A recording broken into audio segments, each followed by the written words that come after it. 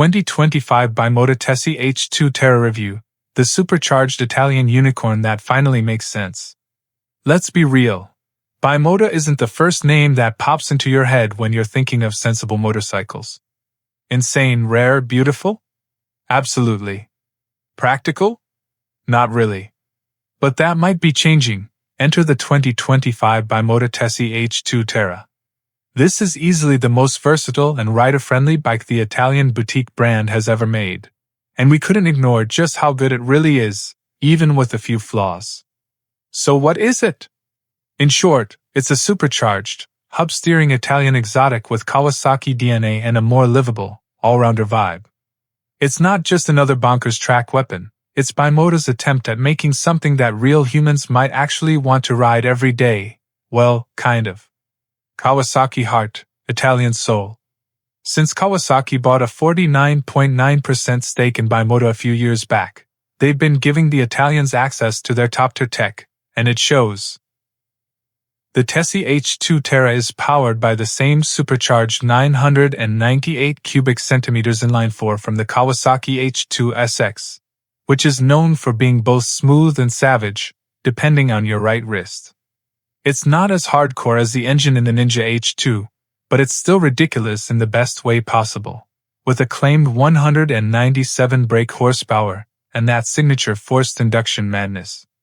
Twist the throttle gently, and it's a chill cruiser. Go full wrist, and it turns into a grinning, boost-snorting monster. That wild frame and front end. As always with the Bimota Tesi, it's the hub-center steering that grabs your attention first. But this time, it's evolved. The Tera ditches the overcomplicated linkages of earlier models and replaces them with a simpler, more direct setup, and it works. The steering now has an extra 7 degrees of lock each side, making it surprisingly maneuverable for such an exotic. You still feel the difference compared to conventional forks. It's like BMW's telelever, but with more performance focus.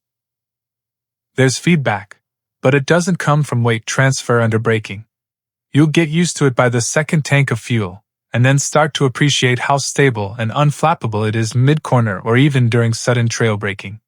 Touring meets madness. Here's the real twist. This is the first Tesi not aimed at racing or full-commitment sport riding. You sit upright, the seat is actually comfortable, and there's a pillion pad that doesn't feel like punishment. Think Ducati Multistrada V4 Pikes Peak or BMW M1000 XR, but add carbon fiber, billet aluminium, and a spaceship look. The electronics package is lifted straight from the H2 SX, cruise control, traction control, cornering ABS, a bidirectional quickshifter, and a manually adjustable screen. The TFT dash is Kawasaki's too, and while it's not cutting edge anymore, it gets the job done. That's a big plus if you're worried about reliability or spare parts, which you shouldn't be. The H2 SX engine has a solid reputation aside from a few minor sensor/electrical gremlins. The unique front-end components might need more attention over time, especially in terms of precision and wear, but that's part of the boutique ownership experience. What's missing? At £35,000, it's not exactly cheap, but it's not crazy either, considering Ducati Multistrada V4S/RS or BMW M1000 XR prices.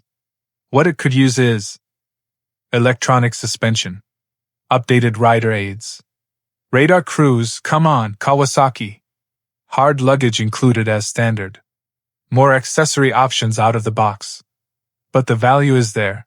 This isn't a mass-produced bike. The craftsmanship is on another level, and you're getting a supercharged, hand-built Italian exotic with Japanese reliability underneath. That's a rare combo. Final thoughts. Should you buy it? If you're looking for the most usable Bimota ever made, this is it. If you're a rider who wants something exotic that still feels normal when you need it to, and like a rocket ship when you want it to, the Tera nails it. You're paying for design, craftsmanship, and uniqueness, not just performance stats. And while the electronics could use a refresh, and it's not truly an adventure bike despite the looks, the Tera is easily one of the most desirable, exciting, and enjoyable all-rounders on sale today. TLDR. Wide heavy checkmark supercharged Kawasaki H2 SX engine, smooth and brutal. Wide heavy checkmark unique hub center steering that actually works. Wide heavy checkmark gorgeous Italian design, full carbon bodywork. Wide heavy checkmark surprisingly comfortable and versatile. Wide heavy checkmark excellent ride and handling balance. Crossmark outdated rider aids. Crossmark no electronic suspension. Crossmark tires not great, and wear fast. Money with wings £35,000 starting price. If you're looking for something with performance, pedigree, and a whole lot of presence, the Tesi H2 Tera is more than just a bike, it's an experience. And for the first time ever, it might even be a rational one. Suspension, smart, but not electronic. Suspension is handled by twin Öhlins TTX shocks, both mounted side by side at the rear of the engine. One controls the front, one the rear, neat packaging, and it works really well. The ride is plush yet controlled, even without electronic adjustability. That said, for a bike pushing £35,000, electronic suspension would have been a nice touch. Rivals like the M1000XR and top-spec Multistradas have it, and it does make a difference when roads or moods change. How does it ride? In one word, transformative. At low throttle, it's smooth and relaxed, the engine barely breaking a sweat. It'll cruise all day, giving decent fuel economy in the low 40s mpg. But open it up, and suddenly you're riding a 200 HP plus missile with a supercharger soundtrack that's all chirps, whirs, and whooshes. It's brutal in the best way, yet never overwhelming, unless you turn all the rider aids off. Handling is stable, planted, and surprisingly agile. The Tesi H2 Tera doesn't pitch under braking, doesn't get upset mid-corner, and the hub steering means trail braking or mid-corner adjustments are drama-free. 2 up? No problem, the bike stays composed, even with a heavy load.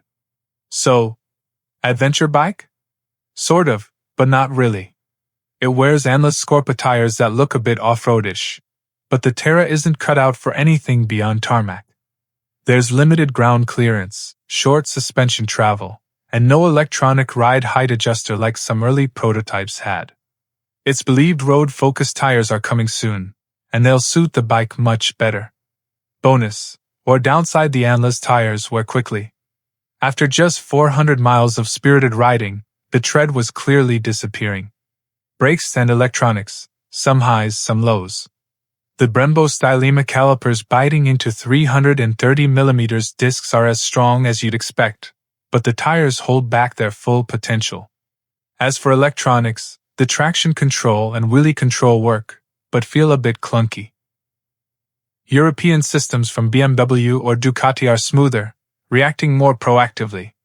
And the system's best settings are only available in rider mode, kind of annoying if you like switching modes frequently. Design details that stun. This thing looks like a functional piece of art.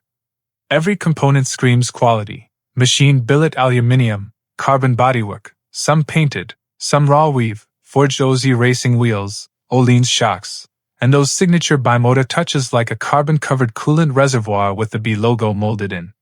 You won't find zip ties or cheap plastics anywhere. The handlebar clamp is adjustable, beautifully machined, and the rider's view from the saddle is just chef's kiss. Maintenance and ownership. Here's a shocker, it's not that hard to live with. Since the engine is Kawasaki's, and the electronics are the same as the H2 SX, any Kawasaki dealership with the tools can handle most servicing. And in the UK, Kawasaki themselves are now handling Bimota import and support, with 5 official dealers O&B.